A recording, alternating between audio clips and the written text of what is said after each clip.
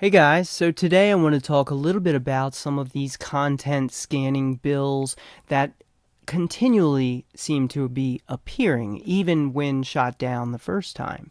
And this isn't just happening in the US, this is happening across the world in order to make us like we claim adversaries are. But even worse, when you consider things like the Restrict Act, which I'll be going into a little bit in this video. I'm also going to do a follow-up today on the ModifiedElephant story, which I did cover, I believe it was last year or the year before. And what that story had was activists, journalists, and lawyers were having false evidence planted on their devices because someone in authority did not agree with their political beliefs, and they framed them for terrorism charges and sent them to prison. Thankfully, a forensics company was able to recover that was planted evidence. And I'll continue on that in a bit. The Earn It bill is back, and it wants to scan our messages and photos. Now, what this is going to do is it says, in the name of fighting crime. Oh, it's always something that is meant to make us safer. And if you want some kind of internet freedom, you have to get rid of the notion of your safety. Nothing is done for your safety. All of this is done to enrich corporate partners, contractors, the people who actually benefit from these kinds of bills. And also protection of some of the big tech companies, where they want to do suspicionless scans of our every online message, photo, and hosted file in the name of saving the kids, the latest since the war on terrorism lost its ring. And what it does is it'll have a unelected government commission that's going to be stacked with law enforcement personnel, and then they want them to be in charge of our life online, our best practices, and the best practices of those who host websites. And so what they basically want to do is turn everyone on the internet into a permanent criminal lineup. They want to turn you and everyone you know into a permanent criminal lineup where they can scan all of your activity at all times as if you were somehow under suspicion. This is beyond dangerous. It also will be something that attacks encryption directly because they don't need it. If they're scanning the files before they're encrypted, they say it protects encryption, but it really negates the whole entire purpose of encryption, which is keeping messages between you and the intended recipient. And no, it does not protect kids. That is just BS, and it's something that has been tried the last several years.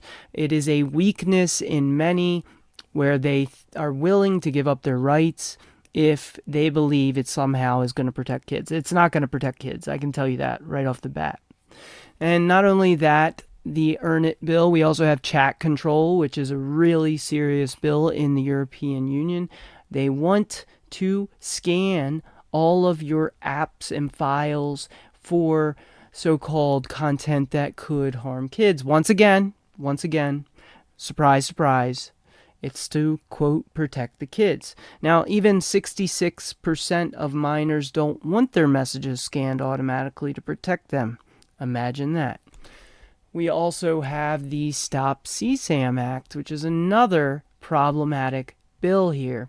They want to undermine end-to-end encryption services, things like Signal and other end-to-end encrypted. We even see Twitter offering, they say, end-to-end encryption. I don't know how integrity-wise that will be. What encryption does is it retains the integrity of files and ensures that they haven't been modified. I've also talked about that in the ModifiedElephant story we're about to get to. I want to talk about the consequences as well, and with some real-world examples on this file side scanning thing. Now, in this particular case, Google AI flagged a parent's account for potential abuse when this parent in question just happened to be taking photos for the doctor. So this poor kid was sick, and the doctor wanted to see photos to kind of get an idea of diagnosis and possible treatment.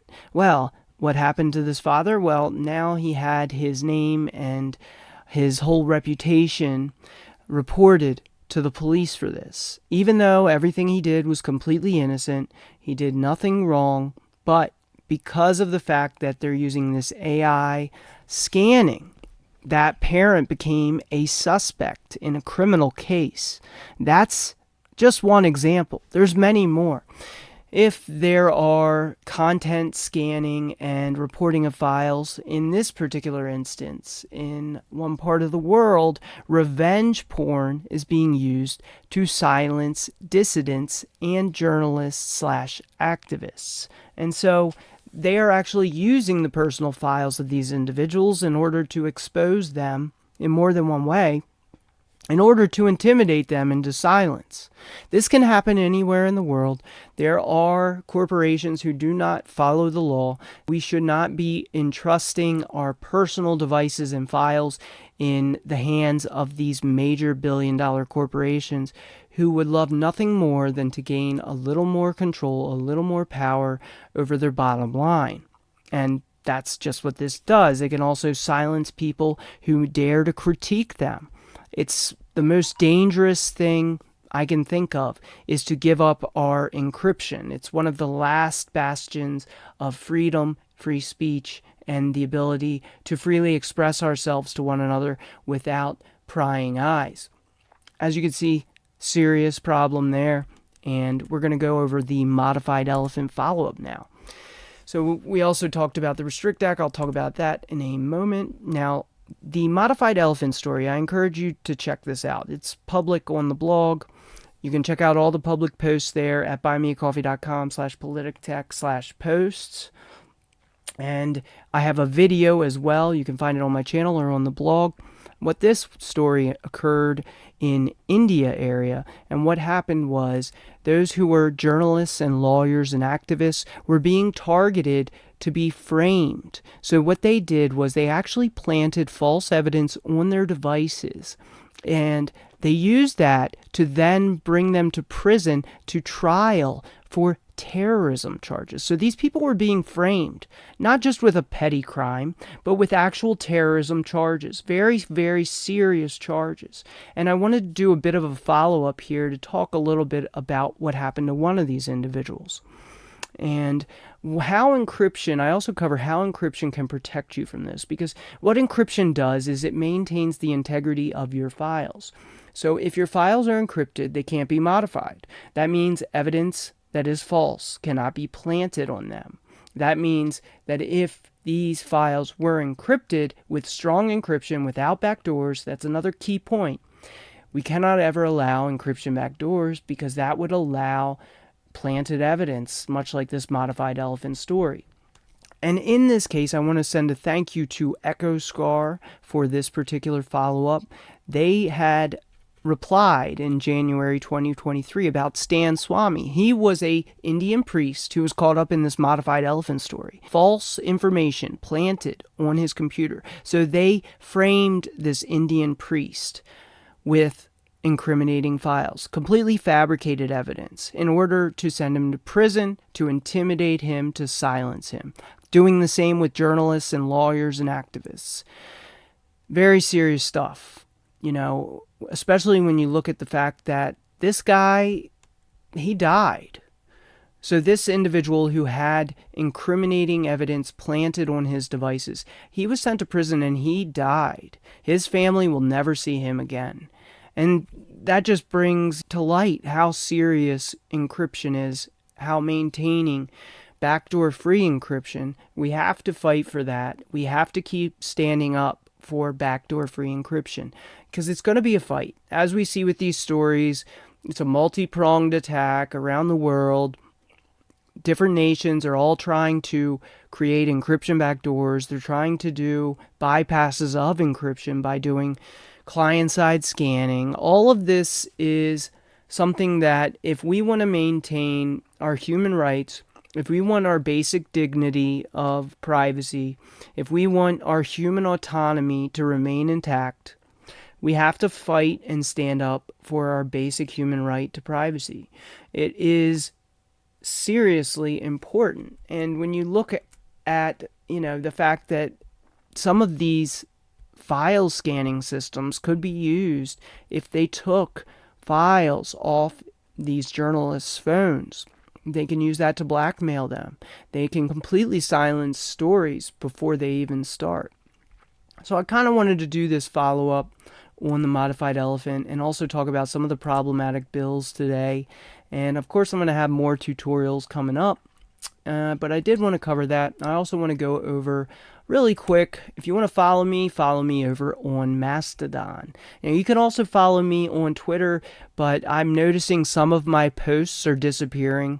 So, that's just the way it goes, I guess. When you stand up for human rights, they don't necessarily appreciate it. Someone, at least, doesn't.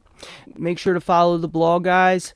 And if you have any questions, leave one in the comments or send me an email at righttoprivacy@tootnoto.com or righttoprivacy@i2pmail.org.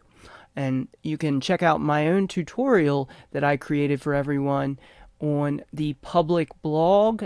Check it out. If you want to learn how to use Thunderbird, you want to set up PGP on your email and use end-to-end encryption without backdoors, go ahead and check out that tutorial. And I really want to send a big thank you to everyone who follows here.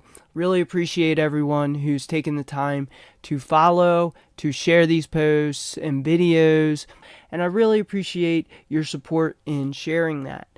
So thanks guys for watching. Make sure to share this video, like and subscribe, and I might do some more on the Restrict Act, which is probably the most serious bill I've ever seen in the USA. That's what I have today, guys. Make sure to like, share, and subscribe, and I will be back later with more on how to protect your privacy.